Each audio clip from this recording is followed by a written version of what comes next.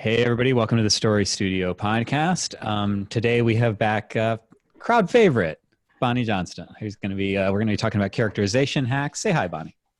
Hey everyone. Bonnie should be everybody's favorite forever. Everybody's favorite forever. Get you that coffee mug. That role is currently occupied by cookies for me, but I'll make an exception. What if Dave's the original Cookie Monster. Yeah, but Bonnie can't give your cookies story jackets, can she? I guess that's a but I actually you need somebody to be giving your cookies story jackets, like looking at the back of the box and saying no, dude. No, this is just not okay. So fun fact, Bonnie's favorite cookie is the black and white cookie for all of the imbalance that suggests. And I feel like I can compete with cookies. This was the first year ever for April Fool's Day that Cindy did not get the children. Like, she's successfully got the children every year, and then but the last couple of years it's been food related. So a couple of years ago she had this big dish of Sour Patch Kids, but she'd taken the salt off or the sugar and put salt on them. And then last year she made cinnamon rolls, but instead of the raisin whatever, it was like an olive tapenade. Wow, so elaborate. Yeah. Well, this year she did toothpaste and Oreos, and both one at a time. She just left them on the kitchen table. There's always snacks, but we haven't been smell those baking or things like that, right? They're just because whatever, we get what we have. So we had some Oreos, and so she put toothpaste in there, and they both individually are like, fuck that. They didn't even pick them up. They were. Oh, that's funny. Yeah, my mom has a story. My grandmother was like a legendary trickster. And April Fool's Day was her Christmas. And they have a story of my mom she would pack them lunches for school. Whenever April Fool's Day was a school day, she would pack them lunches full of various booby-trapped items. And then my mom's PS to this is always and she didn't give us real food. There was no money to buy. She's we were just fucked. We couldn't have lunch. Oh yeah. But she well, hold on. The one that she told us about was she had a sandwich. It was a lunch meat sandwich or something. But my grandmother cut a square of wax paper that was exactly the size and put it in the middle so that when you bit into it, you pulled out this thing of wax paper. My mom came home and complained about that. And then her sister, who got the exact same thing, said, "What wax paper?" Awesome. My mom did not, she was not real cool. My mom was also a trickster, and I love that about her. Actually, growing up, she was a lot of fun too. Always playing with us. But there's two different April Fools that I remember, and one was just stupid. So she pretended that the car wasn't starting and that we were going to have to walk to school, except there was zero chance I was going to believe this because, first of all, there's zero chance we would walk to school. My mom would call a cab or something. There was zero chance. Right. Not at all. And the second, it wasn't believable, her turning the car. Third, she was giggling. So I thought you were going to say she got in the car and then went "Brr, brr, brr, brr, brr. Oh, it's not starting." It was almost that bad. So there was no hope of me believing that. But once, and this isn't really getting me like she thinks it is, she's referred to this. Remember that time I got you on April Fool's? This wasn't getting me. While I was asleep, she came into my room and dressed me like a girl with full-on makeup. Oh, did. And you did not wake up? I didn't wake up at all. I woke up and it wasn't. And you woke up and said, "Oh, Mom did this to me. How did this happen?" She drew a penis on your face. No, I was Sean walked out in the front room and said, "Look what you did to me, Mom." She's like, "I didn't do that. Look what you did to me." I was maybe 7. And I was already onto my mom's shit at this point. So I looked down, walked to the bathroom, looked in the mirror, and I was like, fuck. And then you went to school. No, I did not. My parents had the longest running April Fool's Day thing. It stretched for the first 15 years of my life, and then finally they said, "By the way, there's no God." Wow, zing. That was so elaborate. Does anyone have anything cool to talk about before we get going? There's a show coming. It's on now, actually. It just today, I think. Tales from the Loop on Amazon Prime.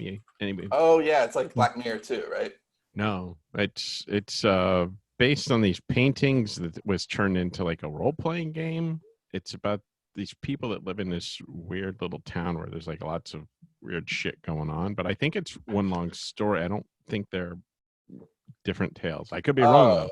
Oh, I thought it was Black Mirror-esque, but No, it looks very cool from the videos. The reviews so far, like just on Amazon's site, when I looked earlier, it was like 3.5. So I don't know if there's some disappointment there, but I'm looking forward to it. It looks really cool looking. have we all seen The Tiger King at this point? No. I refuse. Whoa, Yeah, it doesn't look appealing to me. He's in Florida, right? I don't need more Florida. No, he's Oklahoma. It looks He like does I thought look it was very Florida, Dave. I will say that there's a lot of twists and turns. There's a lot of like what the fuck moments. But the number one for me is that he ran for governor, which that actually is not surprising. Once you meet Joe Exotic, you expect the guy to run for governor at some point. or president. But dude walks away with 19% of the vote. 19%. Right? When you see like a clown candidate like that, they're nothing super you lucky. say about politics will ever shock me, ever. Yeah, that's fair. That's totally fair. Yeah. So anyway. I have something cool. I finished the world's longest project. But what cracks me up about this is that I've been thinking about this project that I just finished yesterday, and I was realizing, that's about normal for a traditional author. Like one book a year, that feels about right. It was agonizing. It ended up being almost 250,000 words, and we threw away 100,000 words before starting over. Yeah, if you count additions, subtractions, outlines, things like that, this is a 400 to 500,000 word project at this point, and it's. I cannot imagine reading a 450,000 page. Well, it's not there. I mean, that's all. Yeah, Sean's being a little spoilage. generous with the word count, right? That's stuff that got cut. Yeah, that counts spoilage. The actual word count at this point is 235, and it'll probably clock in at around maybe 250 when it's all done, is what we were talking about earlier. Wait, you add words when you edit, Johnny? Well, I do. I think I did in the past because that was my tendency. I wanted to elaborate more and wanted to articulate more. And then I think I unlearned some of that and I learned the value of cutting. But for this project in particular, there was stuff that was just wrong. It like wasn't and explained. Clarification and like so the complication in this project was that we were working with a partner, so it wasn't just Johnny and myself. Like we had a third person because this is something that is going to be adapted for another purpose, right? So Johnny and I, like when we write, we're really just trying to please each other, right? If I write an outline, I want to make Johnny laugh or get excited about what he's going to write. And when he's writing, I actually was reminded how much I love our writing process just going through the comments today. So Johnny dropped it and he's like, okay, just read all the comments and then tell me if you want to talk. And I spent all morning reading the comments. There's a novella's worth of comments there. So and my comments aren't like crazy elaborate. It's that it's such a long book. Like it's got 3 books worth of comments in it. Yeah, but there's a lot of comments that were like, they're just fun. They're like they're Easter eggs, they're inside jokes, they're conversations. There were a couple that made me laugh where like, because we lose identities a little bit in our drafts and in our comments. So there were comments where Johnny's answering things. He's like, I don't know if you asked me this or if I'm actually answering my own question here, but here you go. And there's just a lot of a personality in the comments. And so I'm really excited to get into the draft, and I'm feeling a little overwhelmed just by the sheer enormity of it, but also excited to wrap this project. And I know how good it is once we get done. But yeah, the fact that we had another partner, so we were both from day one trying to please this other person, rightfully so, it makes sense. But if we had to do it all over again, what we would have done is just written our book and then said, okay, here's what we got, because that was our process, and we had. Well, the additional complication is that because we were trying to include all the stuff from the other partner and all the stuff that we came up with, and it was a complicated story anyway, the beats were really elaborate, and then we met and we did more, and they got more elaborate. And so the original beats were probably 20,000 words. I mean, it was ridiculous. And I need, for this project, 5 pages of beats probably would have been the sweet spot, right? Not like the 50 that it was or something like that. So yeah, there was a lot of backstory because we were, I mean, and again, on paper, this actually makes a lot of sense. We were writing something specifically for a director's aesthetic to try to get in locations and, you know, things that they would want to include. And that all made a lot of sense when we were talking about it. But Johnny and I tend to write very complicated stories anyway. And when you add our layers of natural complication onto somebody else, kind of their wish list, and then even that would have been fine if we had been smart enough to choose a simple premise, but we chose something really complicated with like time loops. And we figured everything out in the outline, which is a mistake. Because, so for instance, like, let's say, I'm just making this up, but like, let's say you're in a story and somebody suddenly like is teleported away. So you may say he was teleported away. Like that would have been the right beat. But instead we would be like, well, that's because there's this organization and they've contacted him and they've done this. So we explained it all. Whereas my natural process is to take that very, very simple beat. This thing happened. And then I will naturally generate the explanation. So I was wanting to naturally generate explanations for stuff that already had explanations. And so I was trying to incorporate both. I mean, honestly, when this story is done, when we can do so, we should do, I mean, it would make a full autopsy. Because right. I mean, that I don't, Dave, you could probably like weigh in on things that we say, and because you won't know the story, but it would be interesting, I think, because we learned a lot in this process. And Platt and Truant is due for a renaissance because we haven't written smoothly together for several years, I would say, on and off. It's been fits and starts, but we're ready to get back to it. Yeah, it feels ready. It feels like we needed to get through this too, because like we had a certain preconception about this is what it's like when we work together. And then this book rocked that preconception. And now I think we've redefined it, and we're both like champing at the bit to get into it and start writing the way we used to write. But we have the heavy weight of this 250,000 word behemoth to kind of put behind, because it's not even done. There's the structure of the book requires a few flashbacks that are very specifically placed, and those are going to be written last. Some are already written, but there's a few that need to be written. So like that's part of. But they're going to be written in such a way that they could have been a cookie or something. They can't affect the draft as it exists. Right. So there's still stuff to do. So we'll have this for a little bit while longer. And yeah, I think by the time we're all done with it, it'll be like 1.25 years for us, which is, that's a long time for it. I think it's pretty good though. It's hard to tell Forest for Trees at this point, but I think when you read it, you'll have to let me know. It's amazing. Yeah, so Stacy asks if we're keeping it one massive book or breaking it into parts, and it'll be one massive book. Serial. Well, it would be the kind of serial that you shouldn't do, where you take a long story and break it up. It doesn't. Yeah, it's not really written in that way. Like, I mean, it's longer than The Beam, any of the seasons of The Beam, and yet The Beam was very intentionally broken apart that way. Like, okay, here's what's going to happen in this episode. So this it's about 30% longer than this season of The Beam, and those are fucking long. So that's crazy. Yeah, but this is epic, and it's probably all told our best story yet. So hopefully. Yay. Yeah. Do you guys want to move to characterization? I'm noticing the sky darkening out here. I'm hoping it doesn't like storm and we lose power and can't continue. So that has been a thing this week. Yes. So Bonnie is our superstar character person. I mean, she's really great at adding to characters, making up characters. But really, I think it's in identifying why that character matters to the story ultimately.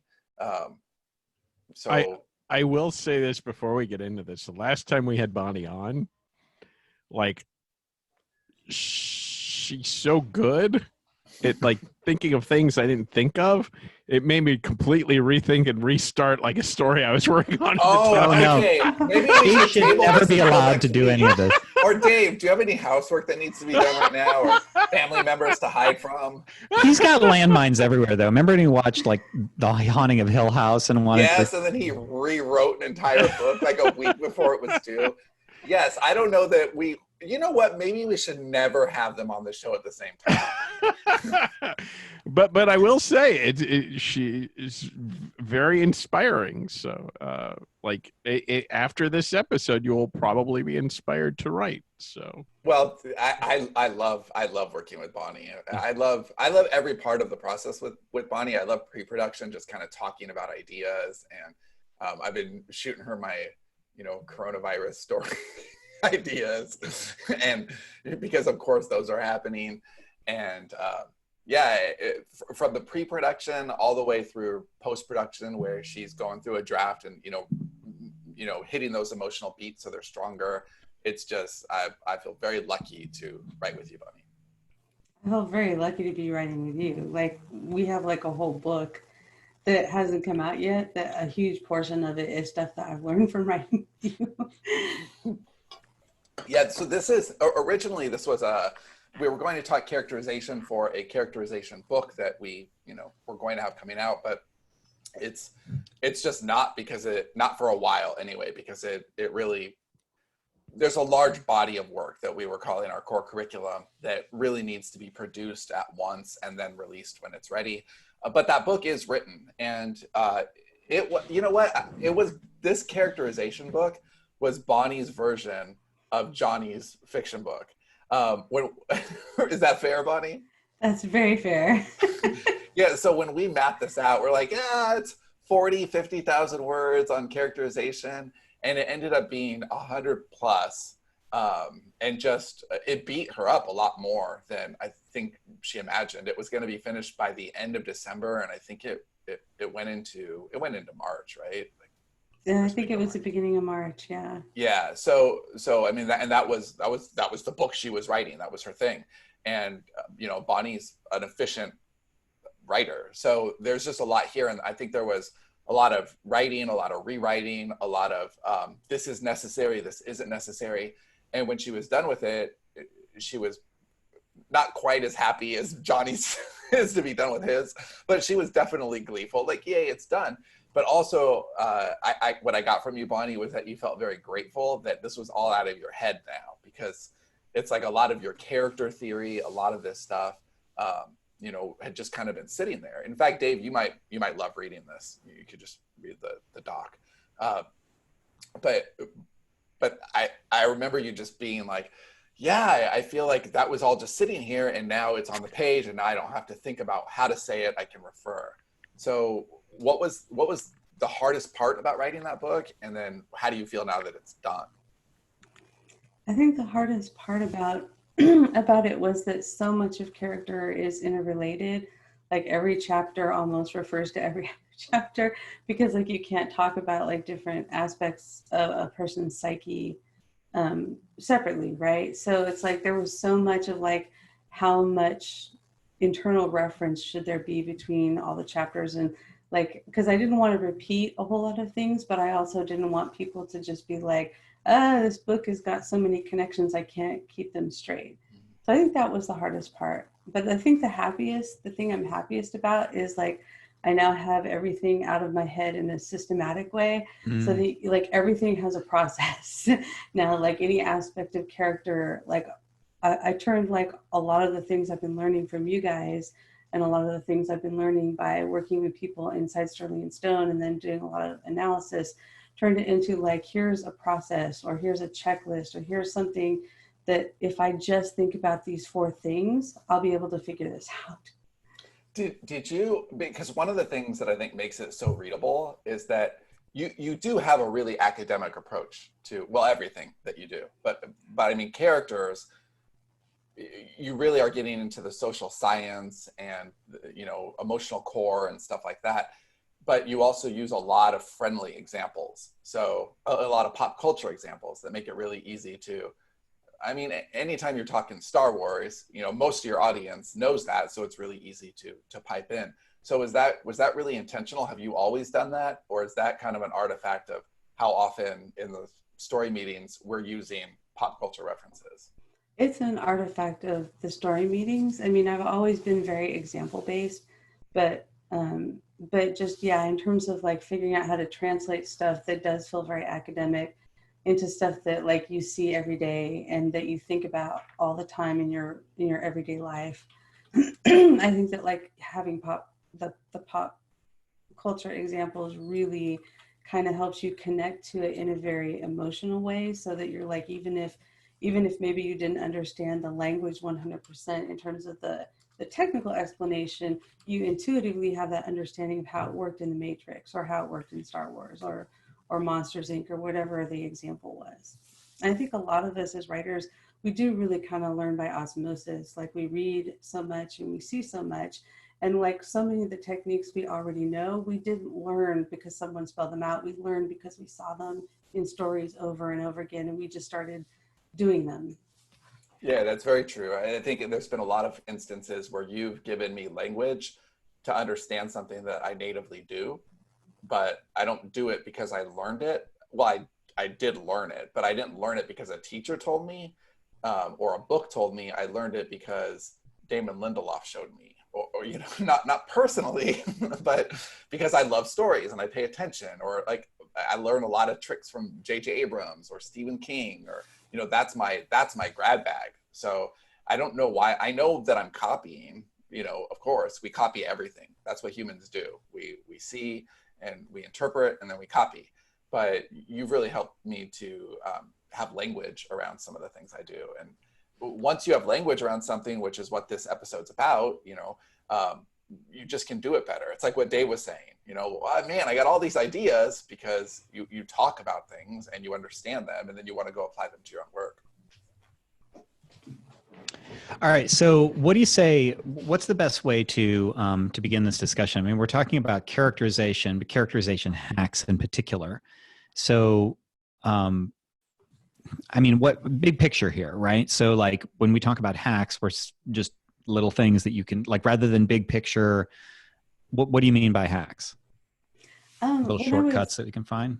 Yeah, when I was trying to think about like what we could pull from the book that might actually be things that people haven't seen, I was trying to think about things that like balancing your cast, or like how do you make a character cool, or how do you make a character admirable, or how do you make a character fun to spend time with. So like not so much about like what's the big picture of how do you develop a character, but like a lot of people listening to this already know how to develop characters, right? But they're like, how do I take it up to the next level? Like, what are all these cool touches I could put on my character that would actually make them just like really come alive for the reader? Well, one other thing too that I would say is definitely a hack, and it's something that you and I are doing with every character, every story. It's not just like what would make this character more believable or more emotional on the page, but given the DNA of who I am as an artist, what will make this character easier to write? Because, Yes. right, so the more I understand or can identify a character, the better it's going to come off the page. And we handle that. Our approach is a little bit different, but it's the same principle. Like Johnny and I have done that forever, you know, ever since, you know, our one-line sketches in our earliest books. Once we got to, you know, our first book that was quote unquote literary as fuck, like that was the approach, was here, I'm going to give you as much as I can about these people, so that, you know, the more you understand the people, the easier you'll connect with them, and then you'll want to write about them.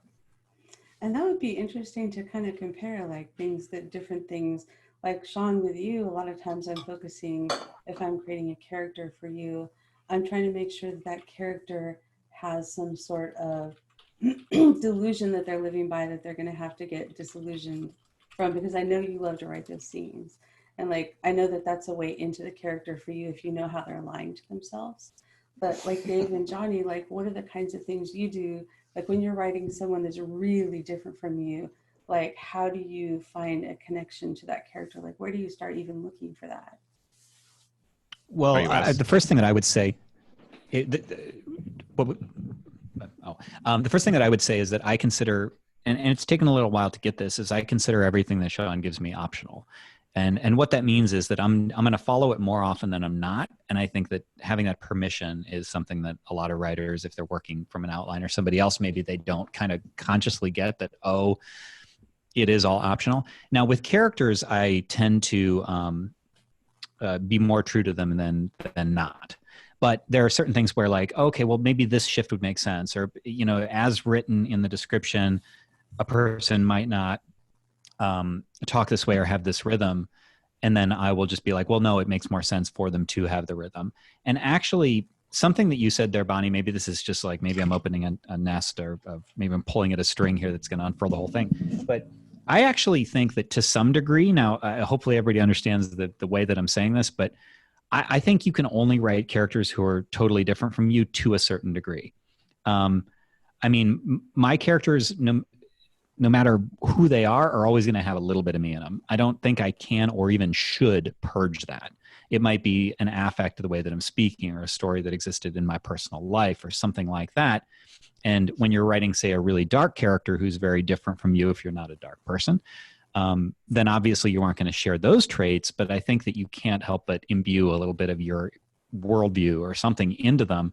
So like I could see having a villain, I don't know that I'm really answering the question, but I could see having a villain who would do something really terrible or vile or evil, but I could see having a dialogue scene with that person where the villain is just a little bit more, he's able to justify himself just a little bit. Like, you know, oh, well, of course I killed all those people because blah, blah, blah. And then there's a grain of something in there where I think a reader would maybe agree with it, and I would too, but I wouldn't then kill a bunch of people because of it, if that makes any sense. No, that makes perfect sense, because, you know, I mean, I always go to Mauricio because he is our darkest and probably most successful character.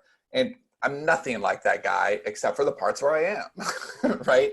Because like that guy has a deep affection for language, for example. He's clever. Like there are things that, you know, in a certain situation, I would see myself behaving.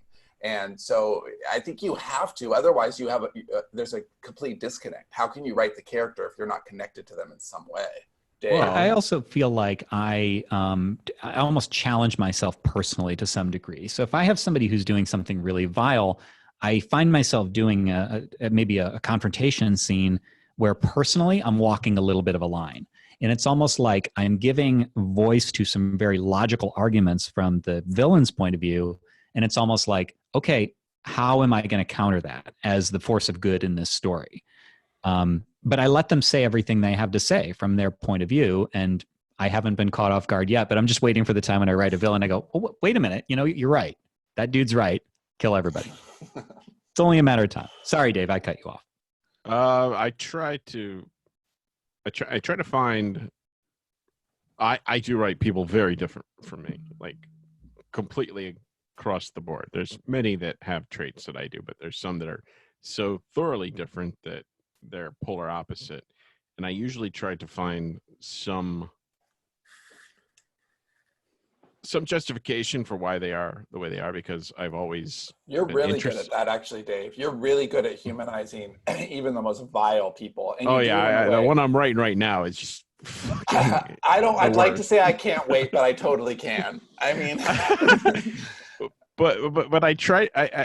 I've always been interested in what makes people tick and what makes people do horrible things to one another. And while I have a darkness within me, I don't have that particular kind of darkness. Like mine would be more self-loathing and stuff, but these people are people that want to hurt other people. So I try to find like what went wrong in their life that made them the way that they are. And I try to find, you know, the most human element of them that I can find that anybody can relate to before they were twisted and turned into whatever they become.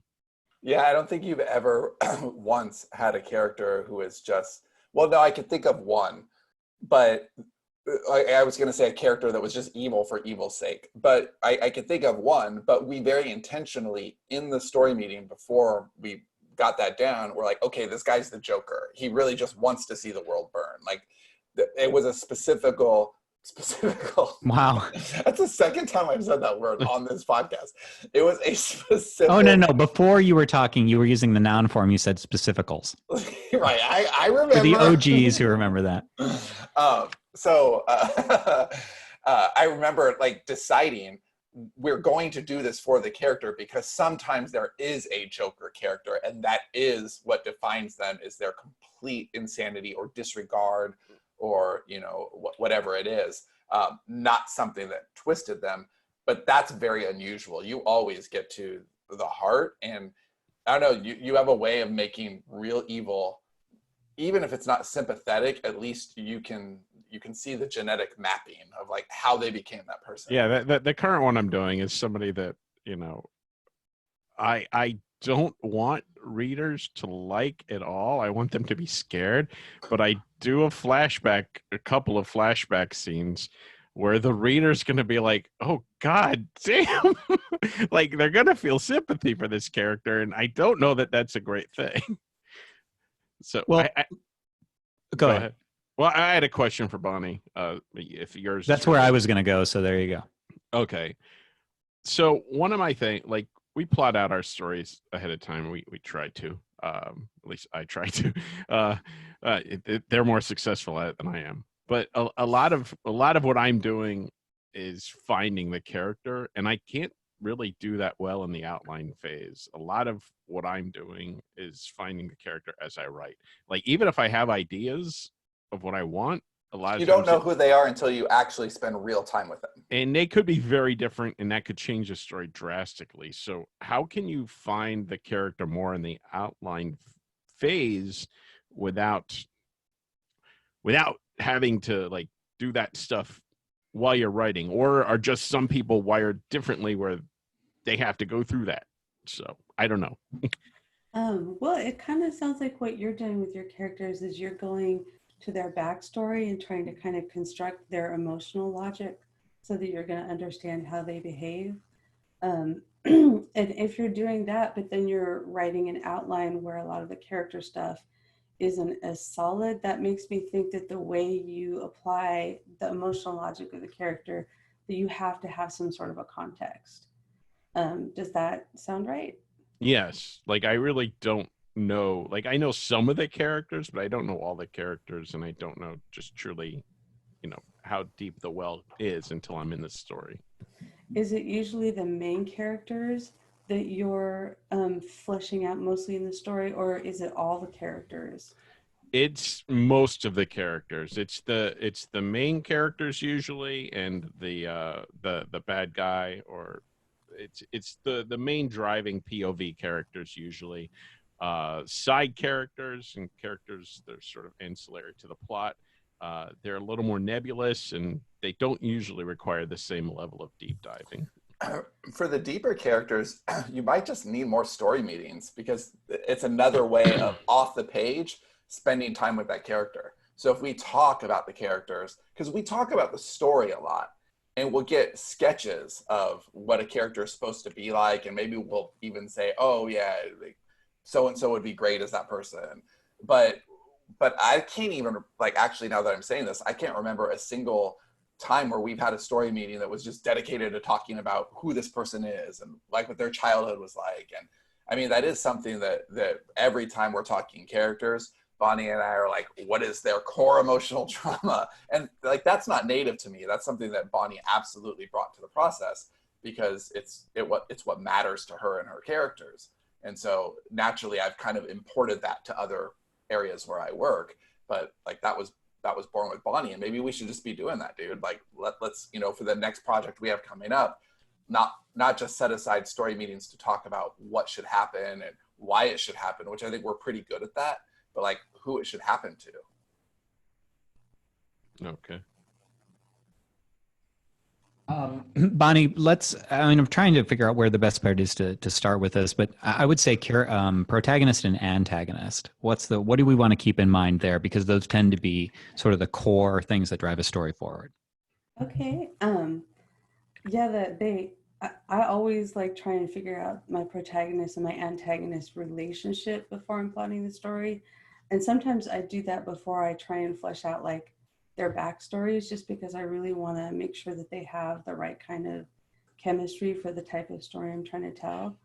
And giving them like a strong backstory connection, even if that's an indirect connection, so that they have some sort of shared experience that they can relate to with each other.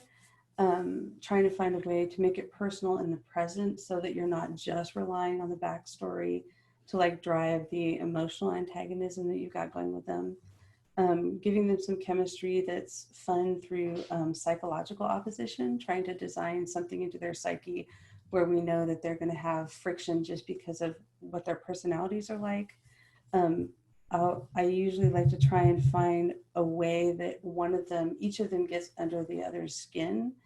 And I'm That should be easy for you, right, Dave? I'm usually trying to tie that to like a meaningful ideological conflict. And that's actually something I really admire about the way you write, Johnny, is that your characters always have really strong philosophical differences that aren't just about personality conflicts, but they're also about driving the story and making sure that things keep happening in the story. Thank you, because one of the things I was going to say is, because we have a whole list of questions that we were going to or are going to talk about, but I'm realizing that I don't ever ask myself these questions. And so I think that a lot of this just must have kind of baked into my subconscious, and those ups and downs and those arcs I never consciously think about. So they must just kind of happen. I think that it's because I like dialogue so much. And so when people are talking, then ideologies are going to come out in arguments and stuff. So much of your character work comes out through dialogue, Johnny, so much. Like all these little things that are important, like how do you make a character seem more like an everyman, or how do you make them seem cooler or funnier or whatever, like that does come out through your dialogue. Your characters are distinct with different personalities, and you're like, in a lot of amateur writing, this is what happens. You can go to just open up the book to any page randomly, look for quotation marks, read it, and it does like you could say any character said that thing. The characters don't have specific personalities. They're mouthpieces for where the author wants the story to go. And that's just never true in your dialogue. Your dialogue is very much, this person has this personality and they're saying this thing because they are an individual. So since I don't do a lot of this natively, maybe that's a good one actually, Bonnie, is do you have any advice for adapting some of this stuff to individual people? Like, how do you find your individual rhythm? Would you recommend that somebody who's kind of wanting to try the approach of really analyzing character from the start make some sort of a character sheet, or just free write, or what's the organization for all this? I think that like we've talked a lot about casting as a shortcut, character archetypes are a shortcut, personality systems are a shortcut, and using people that you know from real life. And most writers, consciously or not consciously, tend to do some combination of those things, because we don't get character sheets for people in real life, but we have this innate behavior prediction software that's like, I think Dave gets them. I think he gets full dossiers like FedEx to him about everyone he knows or has to interact with. Hey, yeah, you can never be too cautious. I believe that. But yeah, I think we tend to do better with characterization when we're thinking outside in. And like the fact that like Sean has talked about, and you've talked about, Johnny, like with casting, how you're not trying to capture the looks of the character, you're trying to capture the soul of the character and the behaviors. Their energy. Yes, the behaviors that an actor has put into building that character. And like whenever you start thinking in terms of behavior, your brain subconsciously already starts working on like, what does that behavior mean? What does it say about that person that like they never let somebody else look at their cell phone? Or what does it say about that person that like they never go out to lunch with all their coworkers? What does it say about you, Dave? Hey, I don't want people triangulating where I am, all right? That does make sense.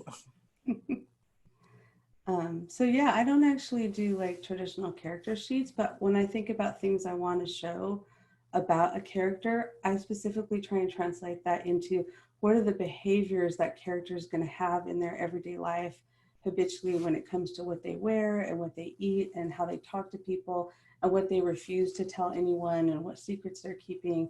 Like, how does that show up in terms of like how they make dinner, and how does that show up in terms of like who they will spend time with at work and what they'll say in a meeting, and just really trying to focus on the external things that the reader's going to look at and start putting together as pieces in terms of like a picture of what that character's inner life is like. It's something that's changed for me. I mean, for the way I cast now, is I used to cast like as soon as I had an idea for a character, and that would kind of help shape the character as I'm developing it. But now I'm casting after Bonnie and I are done and I kind of know who the person is. So, or I'll do it twice. I'll cast and then I'll get more information about the character and recast, because it's different. Like once you know what their emotional core is or what their damage is, or, you know, 83 more things about them than the assumptions you made. That was, it is about an energy, but it's also about a look. The look thing becomes less important than the energy thing. So where before I used it as a tool to get me going, and I still do, now it's casting as more of a tool to cement what I already know about the character and expand upon it.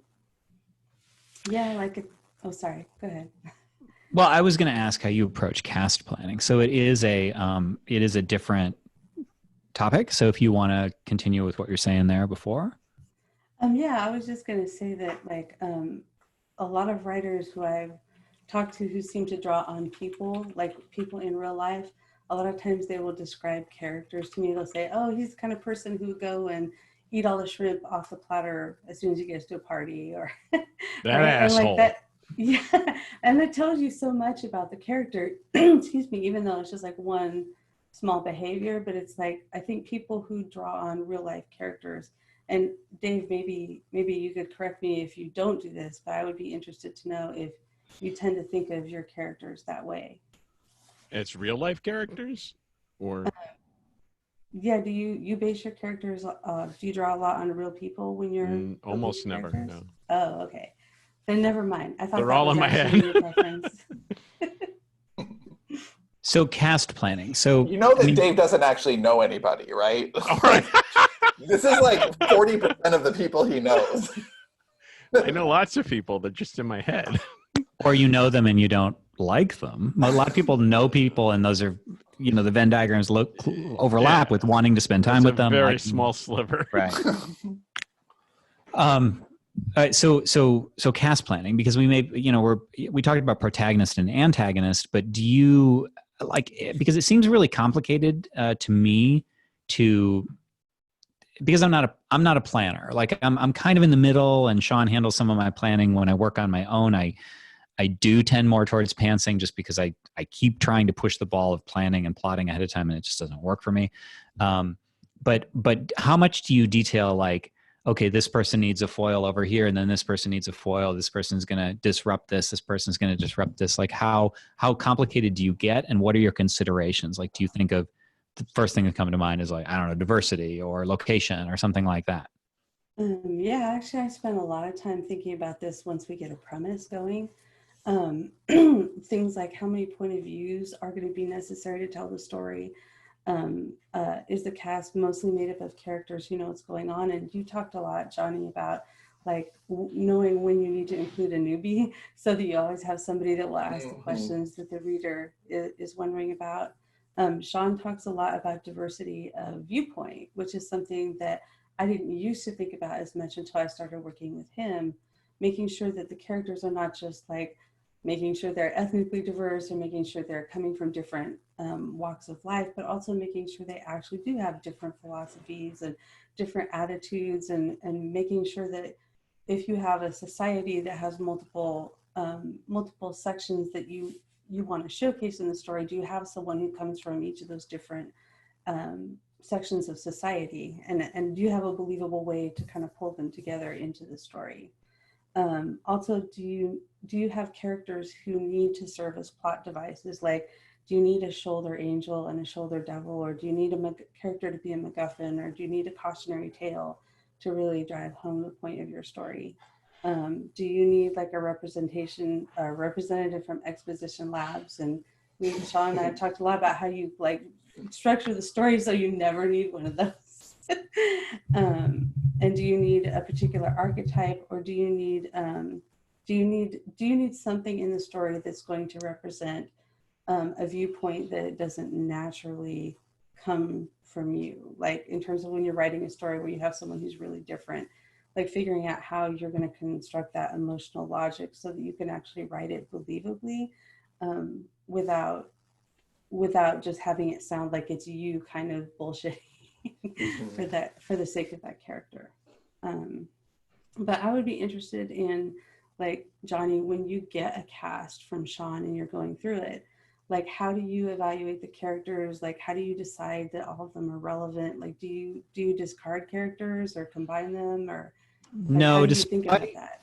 Well, despite what I just said, I said, I tend to kind of go off on the rails and stuff. Or what was it that I said? Something about optional. I said that things are optional. Ironically, I actually behave the opposite, and that's caused some problems. My natural tendency is to consider just about everything optional because I think I am more of a pantser by nature. But when somebody has given me something, and it's Sean, I guess every time, I feel a certain allegiance to it, because it's almost like I do kind of have, this is a wider thing, but I do kind of have partner mode. Like it's a switch flips, and I'm either solo or I'm a partner, and it's one or the other. And when I'm in partner mode, then I do feel a certain allegiance to my partner's wishes, and I look for consensus and all that. And so on the page, that means that I tend to try and use everything that Sean gives me.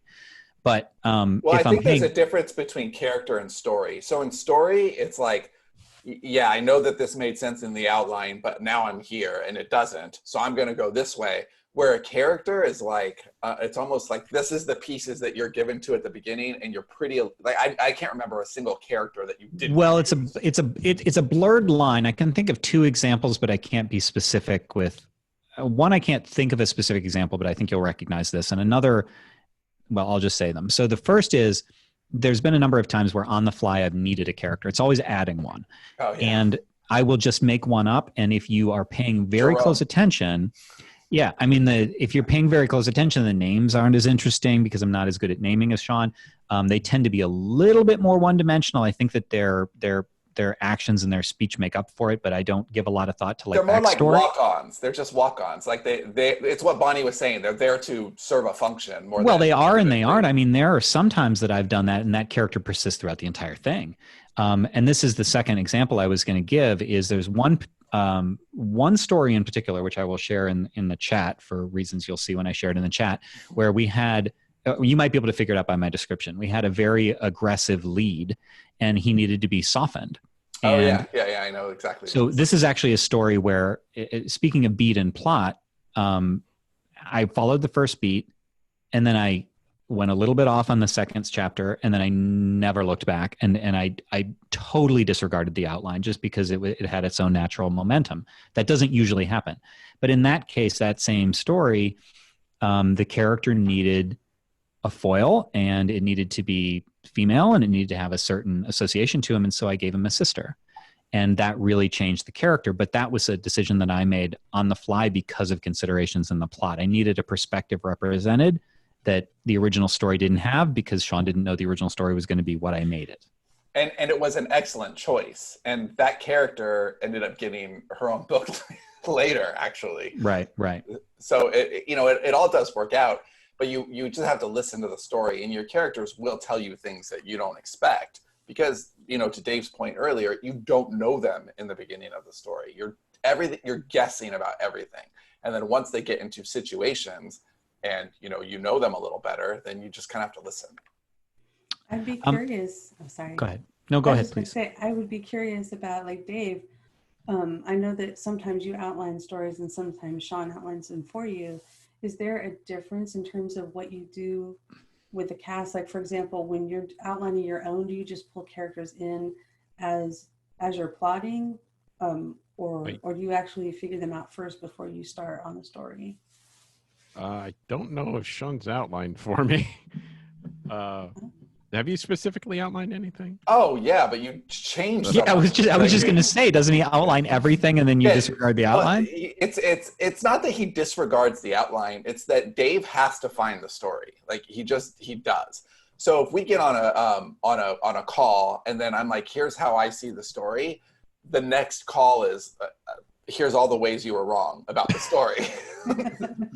And then he'll have to go do it. So it's not that I don't outline anything. It's that Dave will never take an outline and write from that. It needs to be his own thing before he starts on it.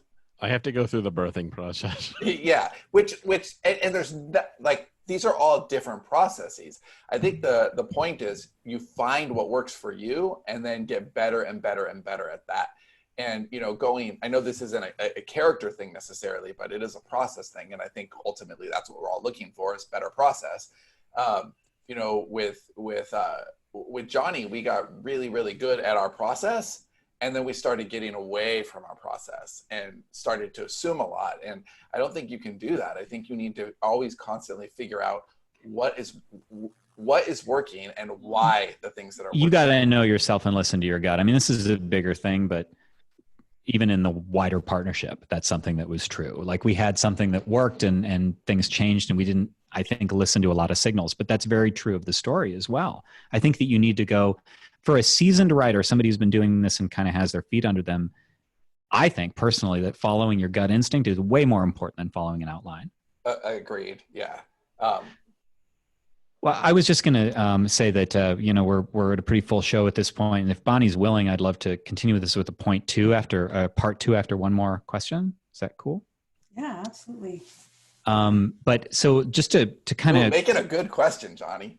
Well, I was going to ask about the functions of characters. So the functional, you know, the everyman character, people that are larger than life. One of the things I pulled up later in the outline, this will have to be for the part two.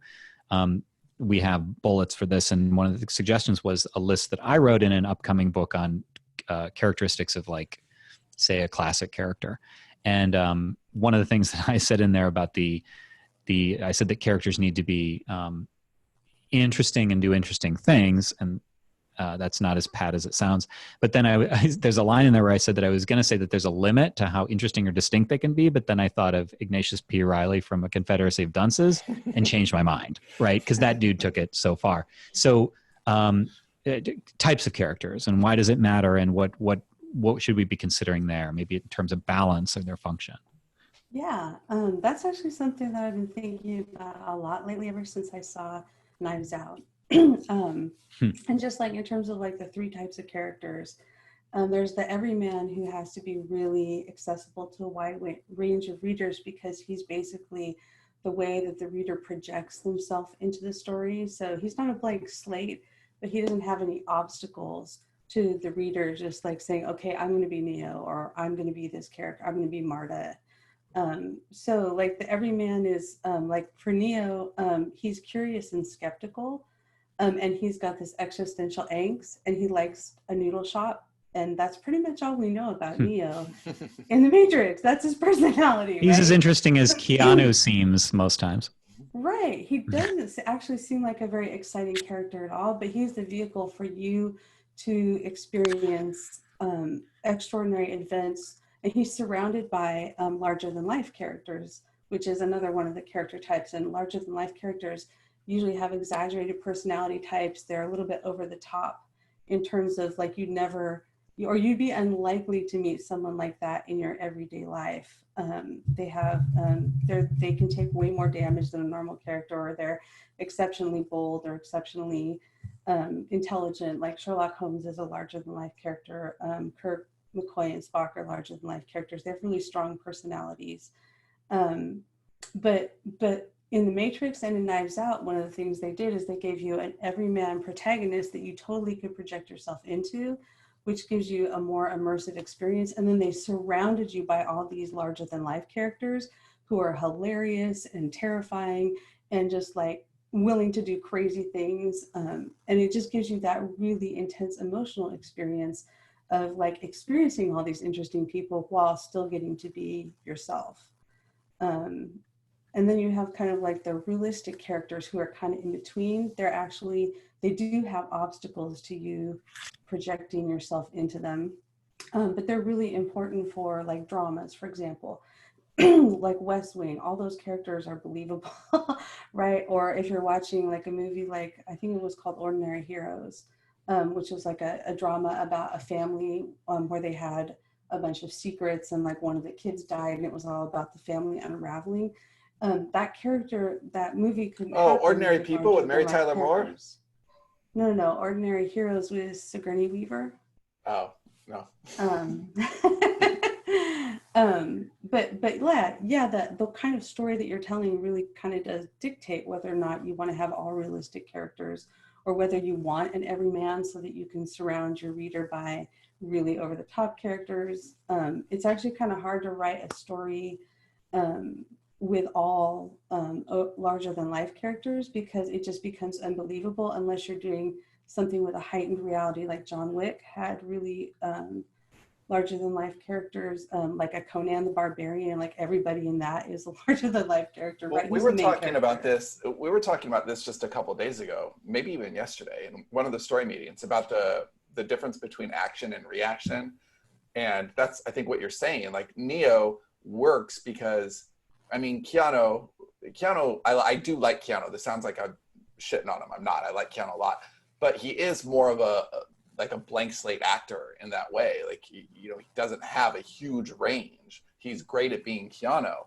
But that's what makes, like, Morpheus is the one who's promising to tell him the secrets of the universe, essentially, right? Mm-hmm. Like, hey, this thing that you're totally wrong about every molecule of your life, and I'm going to tell you what that secret is, and I'm going to show you kung fu, and I'm going to do all of this stuff. So that's his job, and Keanu's job is, whoa, right? When he says that, it's not a stupid line. It really, it's the reaction that we need as the viewer in that point, because that's what we're feeling. And so making him an everyman made the whole story more powerful. If he walked in ready to just kick ass and be Superman, I've been waiting my whole life for this, and he just starts like karate. Who was it that was originally going to be Neo, or was one of the original? I think Will Smith was. Christopher Walken. Okay, Will Smith would have added a lot of personality that I don't know would have improved. Right. Oh, Pauly Shore. Pauly Shore. There's an original got the Matrix, cast there. buddy. The first person to get Morpheus, the Morpheus offer was. Oh, this is the one I'm thinking of. Who is it? Sean Connery. Oh, okay, that would have been a mistake. Yeah, and what's okay? So this is actually just like a very quick aside, but I think people will be interested in it. Sean Connery, his last film was The League of Extraordinary Gentlemen, which is terrible, and it's a shame to and a really long time ago too. That's not recent. No. It came out a couple years after The Matrix.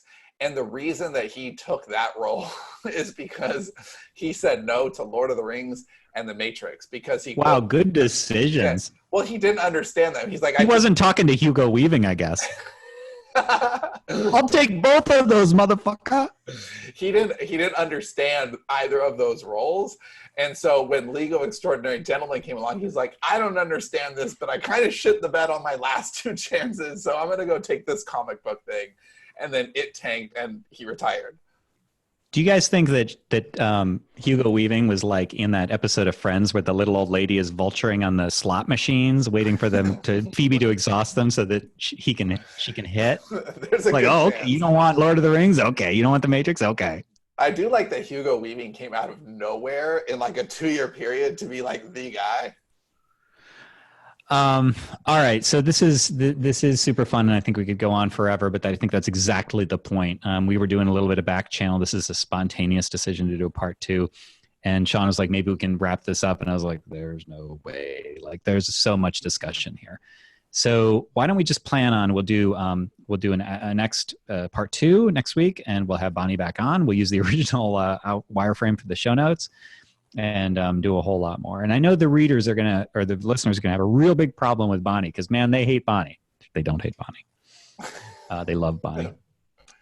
So any final thoughts before I shut it off? I did hear about Zoom bombing, where people are bombing Zoom rooms, and not bombing literally, but like jumping in, like photo bombing. So why doesn't that happen to end the show? That'd be kind of cool. That would be cool. How do you Zoom bomb? Well, I think it's because I'd have to look, but there's a whole, like the FBI sent out a thing about it. But you think about it, we go to our room by just entering a string of numbers. How hard would it be you don't have to log in to join a Zoom room.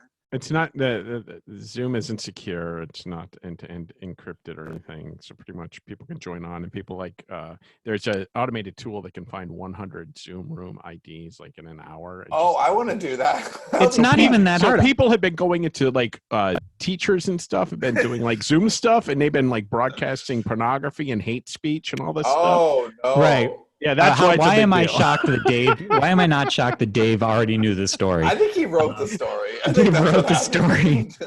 A special message from the FBI and David Wright. Do you remember when we did for a while? There was that service we were using where people could just like jump on, and they'd be like, "What the fuck is this?" And they'd like leave 2 minutes later. Yeah, I mean, if you think about it, Zoom, the way you join a Zoom room is, well, I'm just giving it away now, but it's like you enter a string of numbers, right? So like, how hard would that be to just randomly pick a bunch of numbers? I challenge our listeners to find our Zoom room. No. If you can find our Zoom room, we will welcome you. Oh God, no. If you triangulate on Dave, it's a straight shot to the Zoom room. So start there. All right. Thanks, everybody, for listening. And we'll see you on part 2 of this episode. And thanks, Bonnie, for being on. Thank you, Thanks for having me.